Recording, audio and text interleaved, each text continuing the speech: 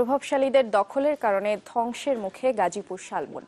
বন বিভাগের হিসাবে 96টি শিল্প প্রতিষ্ঠানের নামে দখল করা হয়েছে প্রায় 240 একর জমি, যা দখলমুক্ত করতে পরিবেশ ও বন মন্ত্রণালয়কে সুপারিশ করেছে সংসদীয় স্থায়ী কমিটি। একই সাথে সাধারণের দখলে থাকা জমিতে সামাজিক বনায়নের মাধ্যমে সংরক্ষণের সুপারিশ করা হয়েছে।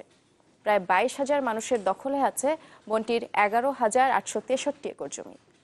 গাজীপুর প্রতিনিধি রফিকুল ইসলামকে সাথে নিয়ে রিপোর্ট করেছেন জি এম মুস্তাফিজুল আলম, আর ছবি তুলেছেন রাজু আহমেদ রুবেল। একটি দেশের পরিবেশগত ভারসাম্যের জন্য 25 ভাগ বন থাকা আবশ্যক, কিন্তু বাংলাদেশে প্রাকৃতিক বন আছে মাত্র 10.7 ভাগ, তাও আবার জবরদখলে বিপর্যস্ত। এই যেমন গাজীপুর শালবন।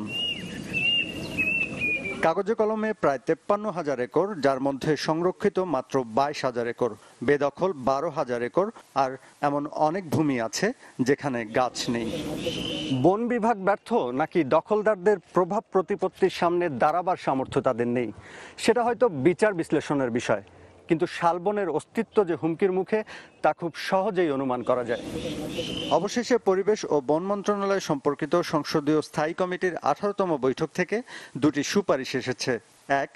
22,000 সাধারণ মানুষের দখলে থাকা 11,863 একর ভূমি সামাজিক বনায়নের মাধ্যমে সংরক্ষণ। 2. 96টি শিল্প প্রতিষ্ঠানের দখলে থাকা 240 একর ভূমি দখলমুক্ত করা। এবং এই সুপারিশের আলোকে প্রয়োজনীয় ব্যবস্থা নিতে জেলা প্রশাসককে চিঠিও দিয়েছে বন বিভাগ। সেখানে দুটো সিদ্ধান্ত, একটা হচ্ছে যেসব গরিব অসহায় মানুষ এখন আমাদের সরকারি বনাঞ্চল বসবাস করতেছে তাদেরকে সামাজিক বনায়নের মাধ্যমে যে পুনর্বাসন কার্যক্রমটা ফরেস্ট ডিপার্টমেন্ট চালু আছে সেটি চলমান রাখতে বলা হয়েছে, এবং যেসব শিল্প প্রতিষ্ঠান বা বিত্তশালী ব্যক্তিবর্গ আমাদের জমি দখল করে আছে তাদেরকে আইনি প্রক্রিয়া মোকাবেলা করে সেই জমিগুলো উচ্ছেদের জন্য উচ্ছেদমুক্ত জবরদখলমুক্ত করার জন্য বলা হয়েছে। আমরা সেই প্রক্রিয়া আগাচ্ছি। শুধু দখলদারদের উপর দায় না চাপিয়ে বন রক্ষায় নিজেদের ব্যর্থতাও স্বীকার করেছে বন বিভাগ। তবে যে কারণে ভূমি দখল ঠেকানো যায়নি, সেই একই কারণে উদ্ধারও কঠিন বলে মনে করেন তারা। 7,054 একর জমি বন বিভাগের নামে রেকর্ডকৃত না। আমাদের প্রায় 4,136 একর জমি কোর্ট অফ ওয়ার্ডস ওদের বলে দাবি করতেছে, এবং ওরা এই জমিগুলো আর লিজ দিচ্ছে।